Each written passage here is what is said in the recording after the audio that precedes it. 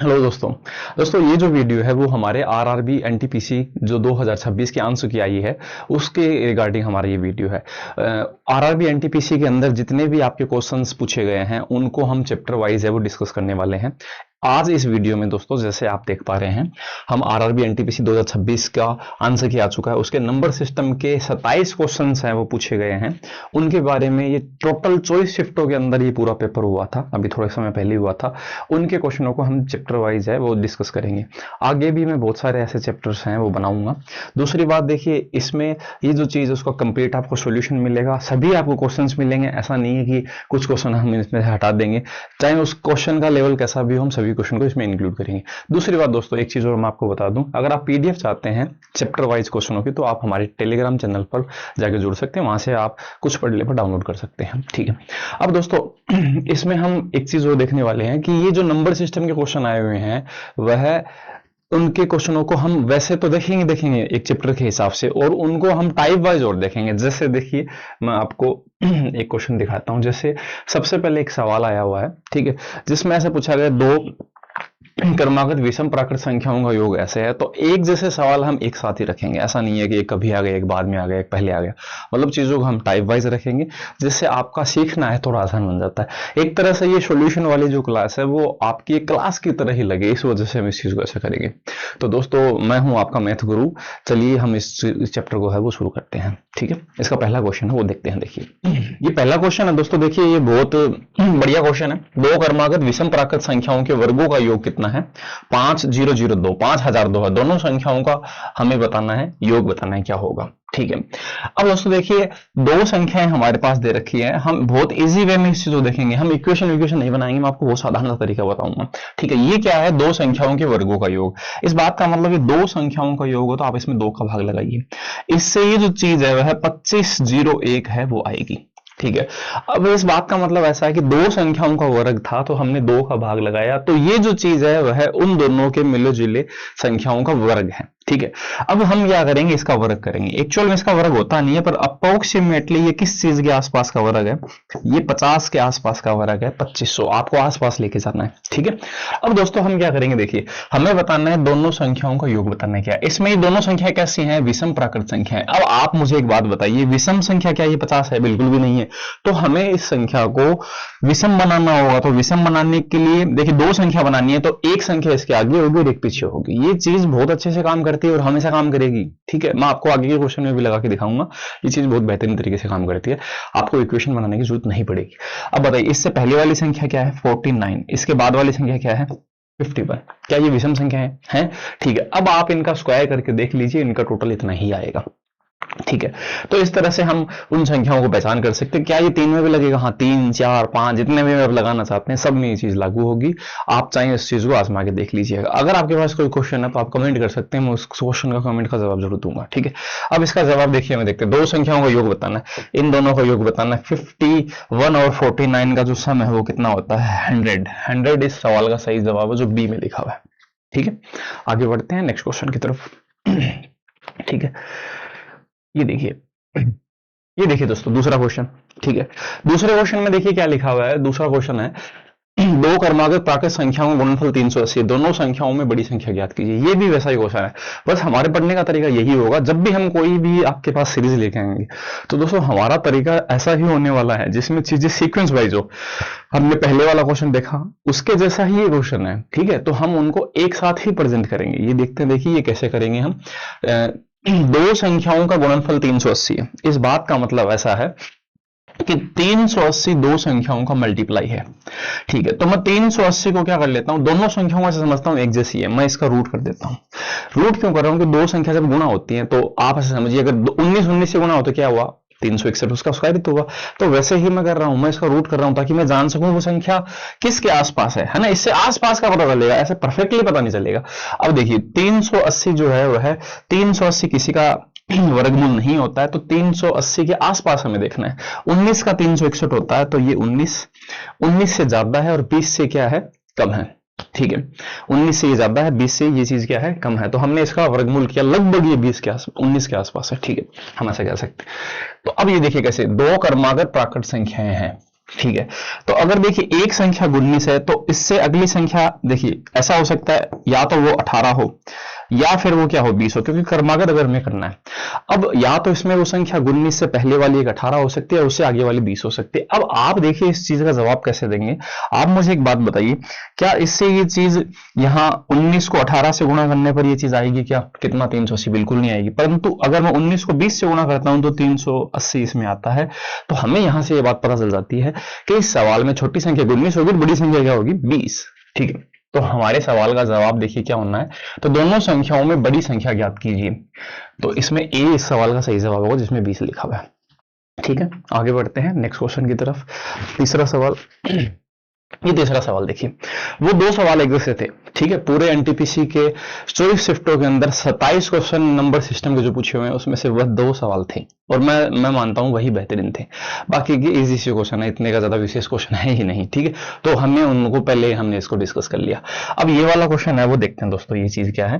ठीक है, इसमें लिखा हुआ है कि 0.000200 में उपस्थित सार्थक जो अंक हैं वो हमें बताने हैं कितने हैं। तो देखिए, जब भी आप किसी भी संख्या के बाद में पॉइंट लगाते हैं और कोई नंबर लिखते हैं तो उसके बाद में अगर आप कितने भी जीरो लिखेंगे उसका कोई मतलब नहीं है, ये सार्थक है ही नहीं। ठीक है, मतलब 0.5 का जो रिजल्ट है 0.50 का भी वही रिजल्ट होगा, 0.50 का भी वही रिजल्ट होगा। कैसे? ये देखिए। ठीक है, अगर मैं इसे हल करना चाहता हूं तो मैं इसे लिखूंगा 5/10। ठीक है, इसे अगर मैं हल करना चाहता हूं तो मैं इसे लिखूंगा 50। ठीक है, पॉइंट के बाद दो संख्या है तो 100। अब ये इससे कट कर देखिए, ये 5/10 ही तो सेम ही तो चीज है, सेम ये 1/2 ही आएगा कट कर। ठीक है, इसको देखें तो ये चीज क्या आएगी 500/1, उसके आगे 3 जीरो, ये 2 जीरो से कट गया, ये भी 5/10 है। तो मतलब ऐसा है कि आप इसे आगे जीरो लगाओ चाहे ना लगाओ कोई फर्क नहीं है। ठीक बात है। तो मतलब देखिए जीरो का जो महत्व है वो क्या, जीरो कहाँ देखिए सही से काम करता है, जब कोई पूर्ण संख्या होती है, पूर्ण संख्या जैसे 2 है, उससे पहले कितने भी जीरो लगाओ ये सार्थक नहीं है, इनका कोई महत्व नहीं है। वैसे ही क्या होता है, वैसे ही पॉइंट की जो संख्या होती है उसके बाद में आप जीरो लगाएंगे और उसके बाद में कोई संख्या लिखेंगे और उसके बाद में और जीरो लगाएंगे तो इनका कोई महत्व नहीं होगा, इससे पहले वाला को तो होगा।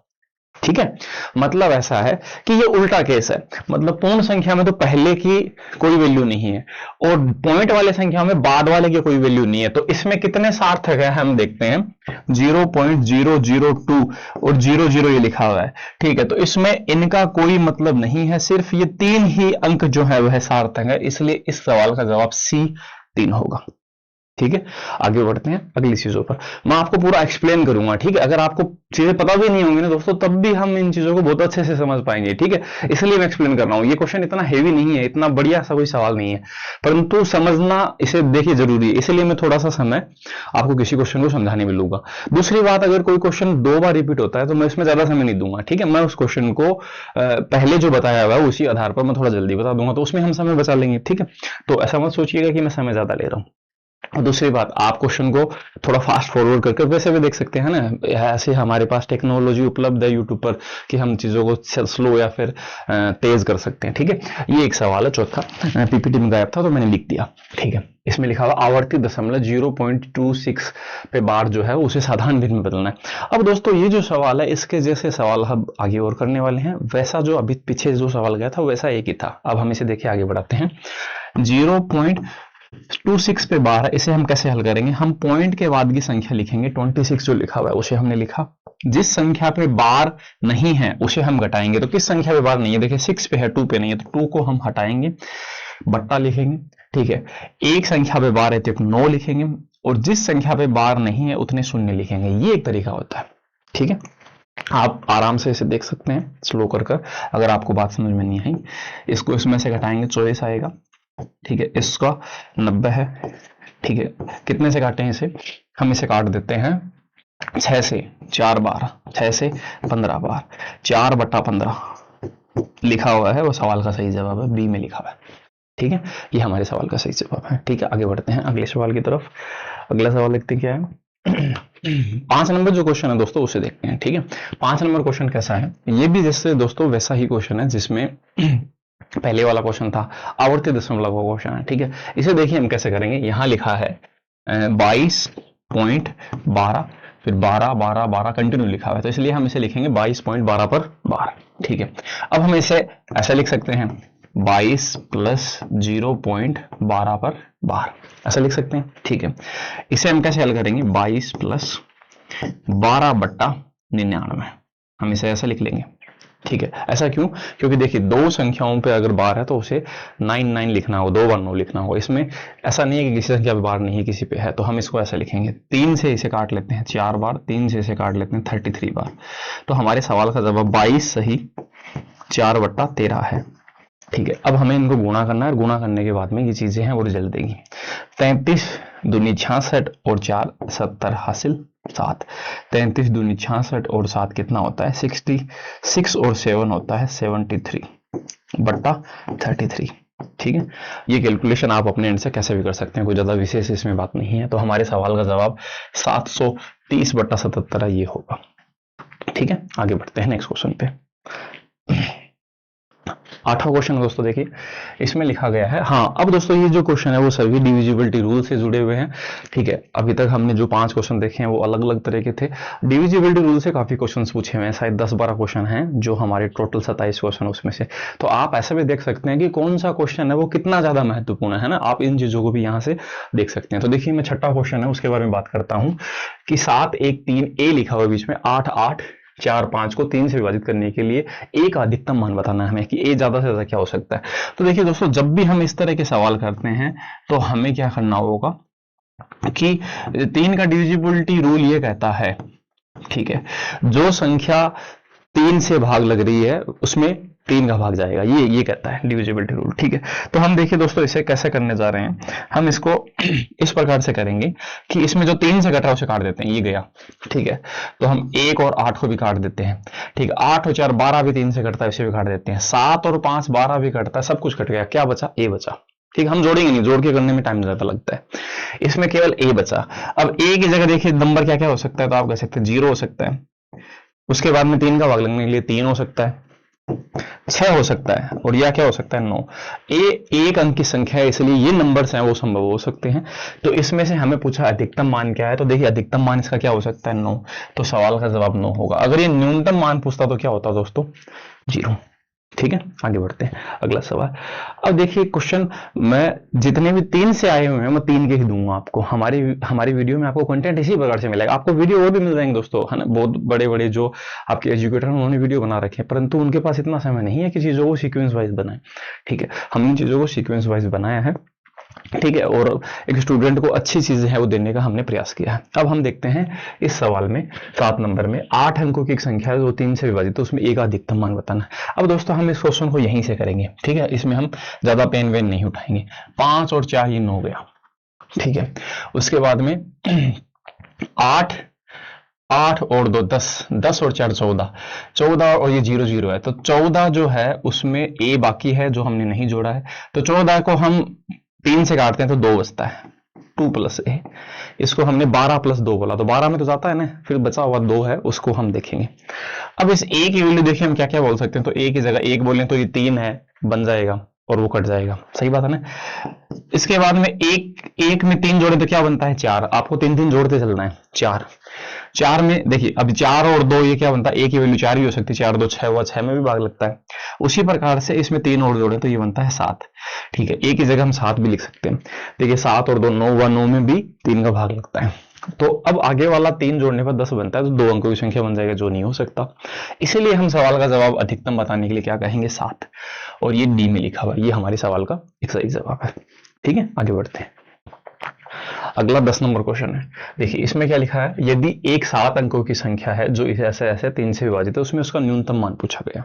ठीक है, अब मैं यहीं से इस चीज को काट देता हूं। चलिए मैं पहले लिख लेता हूं 5 4 5 7 2 ए और 0।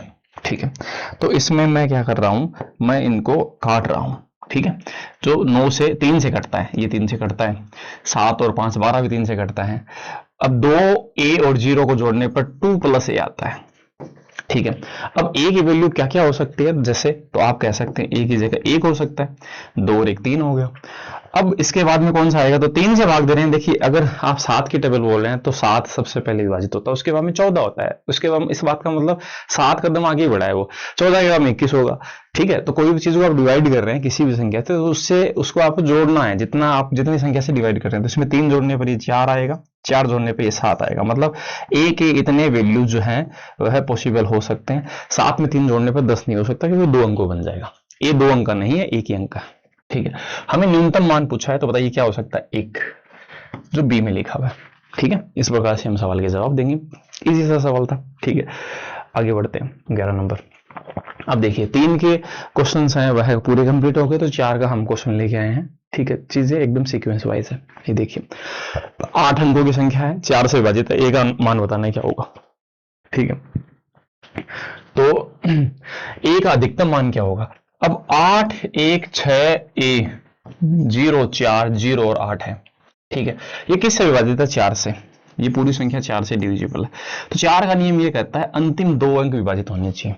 क्या आप बताइए 0 8 विभाजित है, हाँ है, और ऐसा हो भी नहीं सकता था कि ऐसा कोई दूसरा नंबर आ जाए जो हो। अब एक मैं आपको बात बताऊं, देखिए ये सवाल बढ़िया सवाल है। इसमें आपका ये जो नंबर है ए, आप इसकी जगह कुछ भी लिख दीजिए, कोई फर्क नहीं पड़ता, क्योंकि सिर्फ हमें इन 2 अंकों से मतलब होता है।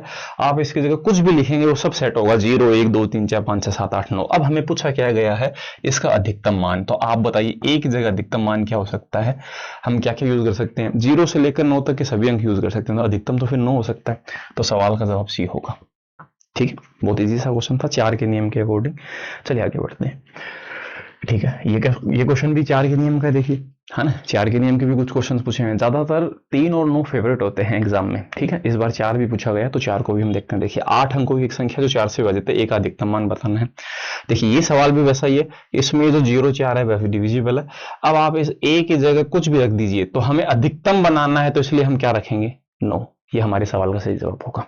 ठीक है, इतना इजी था। देखिए सेकंड में हो गया, क्योंकि हमने पहले वाले क्वेश्चन को बहुत अच्छे से देखा था, इस वजह से आपको समय नहीं लगा। ठीक है, मैं आगे सवाल बढ़ा देता हूँ 13 नंबर। ज्यादा समय देखिए व्यर्थ करने में फायदा नहीं है, एक जैसे क्वेश्चनों को अगर हम हल कर रहे हैं तो। ठीक है, संख्या ये जो लिखी है 4 से विभाजित है, एक अधिकतम मान बताना है। ये भी दोस्तों वैसा ही है, इसमें भी क्या होगा, देखिए अंतिम 2 अंक 4 से विभाजित हैं, तो ए की जगह कुछ भी लिख सकते हैं, तो हम कहेंगे 9। ठीक है, आगे बढ़ते हैं। अगला 4 से विभाजित है, ए का न्यूनतम मान। अब देखिए ए का न्यूनतम मान पूछा। अब इस बार ये थोड़ा ठीक है, इस बार थोड़ा ठीक इस वजह से है, क्योंकि देखिए 6 5 7 7 0 ए और 4 है। तो जैसे मैंने आपको कहा अंतिम 2 अंक होने चाहिए। ठीक है, अब ये अंतिम 2 अंक किससे विभाजित होने चाहिए, 4 से। तो हम ए की जगह क्या लिख सकते हैं, ए की जगह हम 0 लिख सकते हैं। ठीक है, क्या हम 1 लिख सकते हैं, उसके बाद नहीं, 1 लिखने पर 14 होगा, 14 4 से विभाजित नहीं होगा, तो फिर हम क्या लिखेंगे, 2। तो फिर हमें 2 लिखना होगा ए की जगह।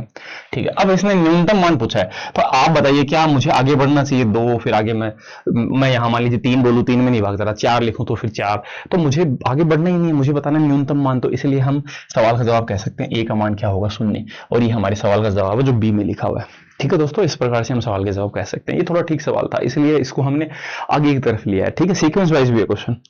चलिए आगे बढ़ते हैं 15 नंबर।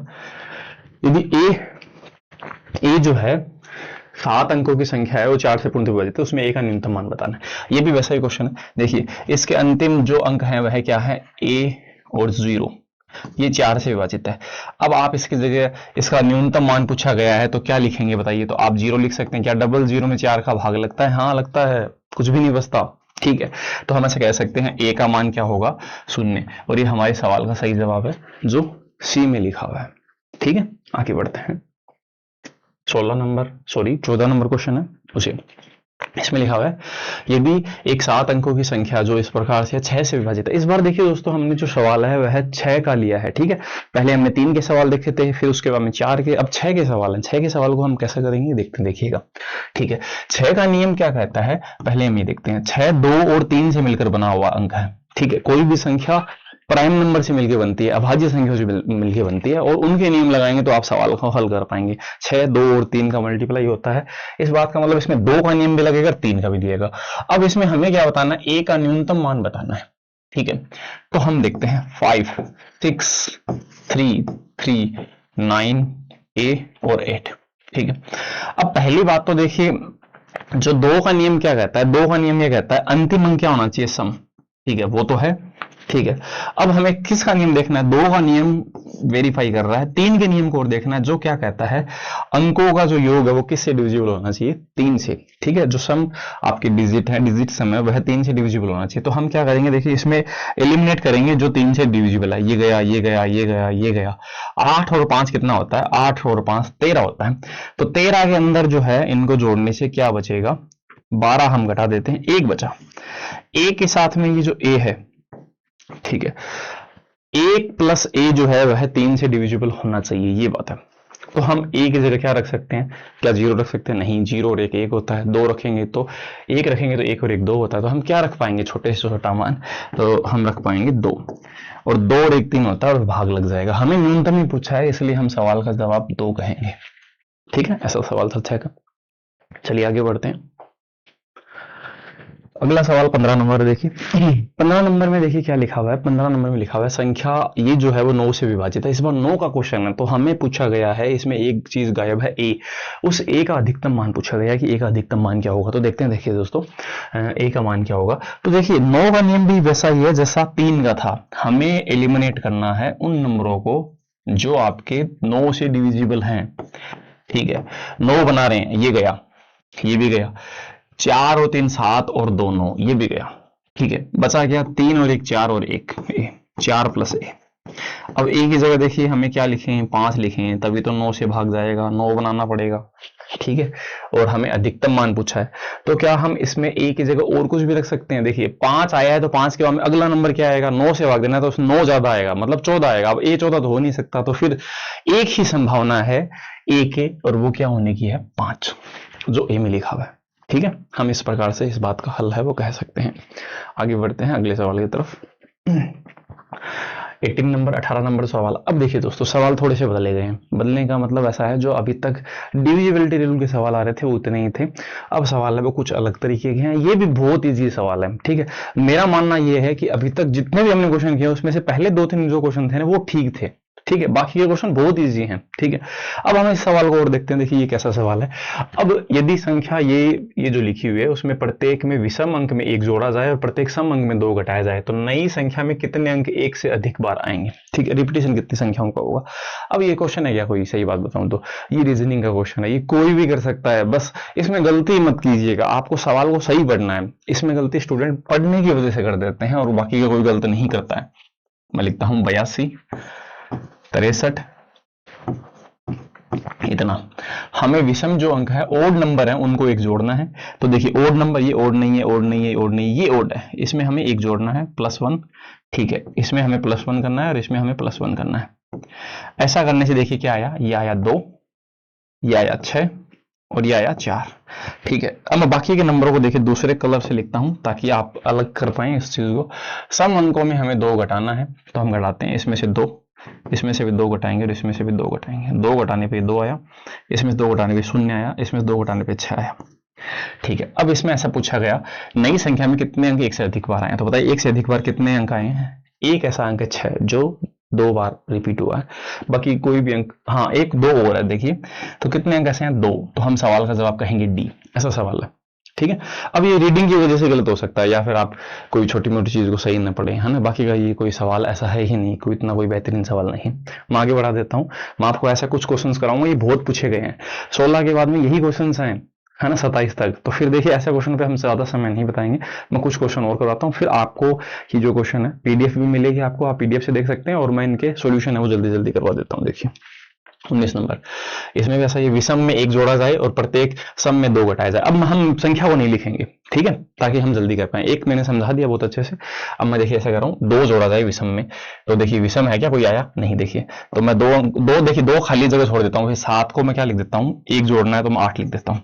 मैं ऐसा क्यों कर रहा हूँ, ये 2 अंक क्यों खाली छोड़ रहा हूँ, ताकि मैं भूल ना जाऊं कि मुझे कौन सा अंक लिखना है। ठीक बात है ना, क्या ये विषम में नहीं है, ये एक ओड है। ठीक है, एक खाली जगह छोड़ दी और फिर उसमें 1 जोड़ दिया मैंने, और ये मैंने 2 लिख दिया। ये ओड है, हाँ इसको मैंने 6 लिख दिया। ये भी ओड है, हाँ इसको भी मैंने 1 बढ़ा के लिख दिया। अब मुझे 3 अंक और लिखने, ठीक है। इन 3 अंकों को देखिए हम लिखते हैं तो इन तीनों अंकों को देखते हैं। सम अंकों में हमें 2 घटाना है, मतलब 2 लेस करना है, ठीक है। तो 2 लेस कर देते हैं। इसमें 2 लेस किया 6 लिखते हैं, इसमें 2 लेस किया 4 लिखते हैं, ठीक है। और अब क्या बचा, अब ये 4 बचा, 4 में से 2 लेस करते हैं तो 2 बचा, ये आ गया। अब इसने क्या पूछा, परिवर्तन के बाद सबसे बड़ी और सबसे छोटी संख्याओं का अंतर। तो सबसे बड़ी संख्या दोस्तों 8 है और सबसे छोटी 2 है, इनका फर्क क्या है, 6। ये हमारे सवाल सी में लिखा हुआ है, ठीक है। ऐसा सवाल है। आगे बढ़ते हैं, अगला सवाल 20 नंबर, ठीक है। ये भी ऐसा ही है, एक घटाया जाए तो उनके गुणनफल क्या होगा। तो इसमें देखिए पिछली बार तो पूछा जोड़ का, कभी गुणनफल पूछ रहा था, कभी अंतर पूछ रहा था, ऐसे ही सवाल है ना। तो ऐसा कोई फर्क नहीं है सवालों में, ये बात है।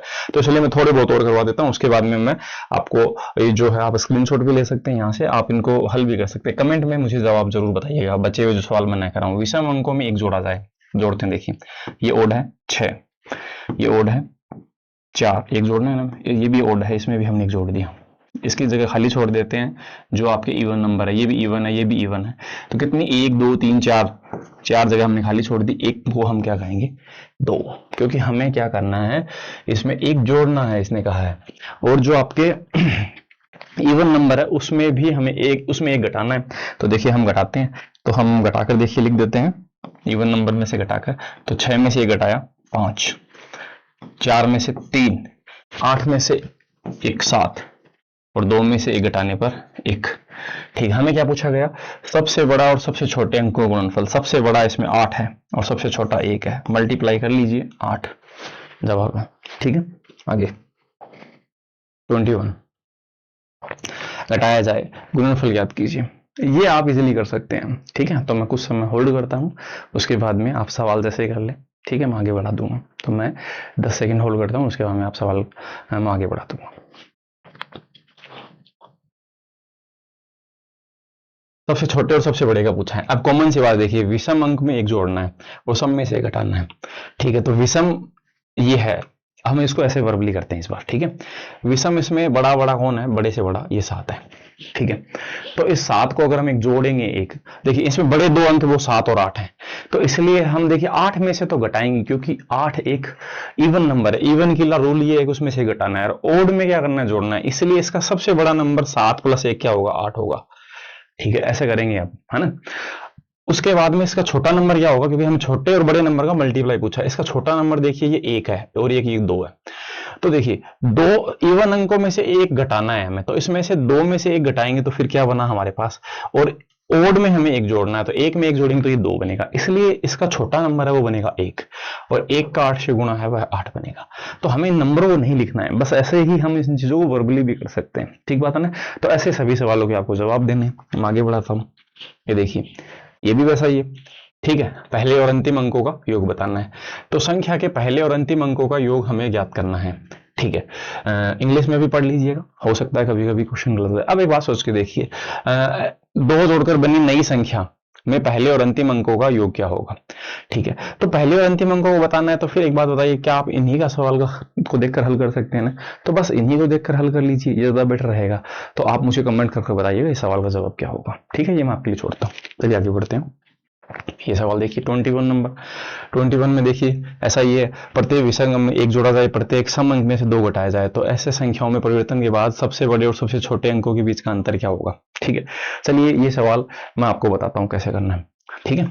विषम में 1 जोड़ना है, तो देखिए इसमें सबसे बड़ा नंबर देखिए, तो आप कहेंगे 8 और 7, ठीक है। ये 2 बड़े नंबर है। सबसे छोटे नंबर और लेके आते हैं, सबसे छोटे नंबर 1 और 3 है, ठीक है। इससे छोटा कोई नहीं है। 2 नंबर को इसलिए ले रहे हैं ताकि कोई दिक्कत ना हो, है ना। क्या इसमें और कोई नंबर नहीं है।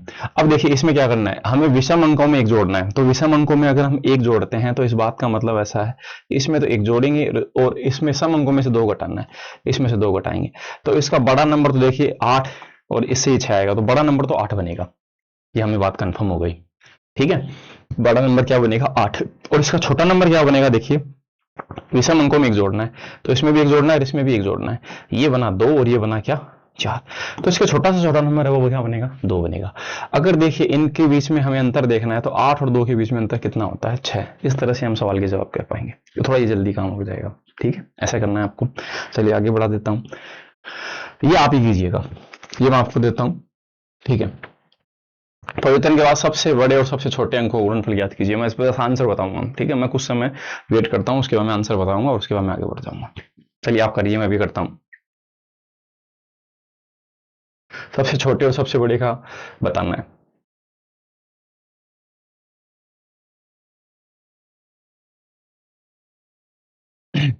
सब अंक में से एक घटाना है, तो दो इसका सबसे छोटा नंबर है, एक घटाएंगे तो एक आएगा, एक सबसे छोटा अंक बन गया, ठीक बात है। अब इसका सबसे बड़ा नंबर क्या बनेगा, देखिए 8 और 7 है, तो विषम में एक जोड़ा जाता है तो 7 बन जाएगा 8 और 8 बन जाएगा 7, तो 8 उसका सबसे बड़ा नंबर होगा। 8 को 1 से गुणा मल्टीप्लाई करने पर ये 8 बनता है, 8 सवाल का सही जवाब होगा, ठीक है, ऐसे करना है। चलिए आगे बढ़ते हैं, 25 नंबर, ठीक है। परिवर्तन के बाद बाएं से दूसरे।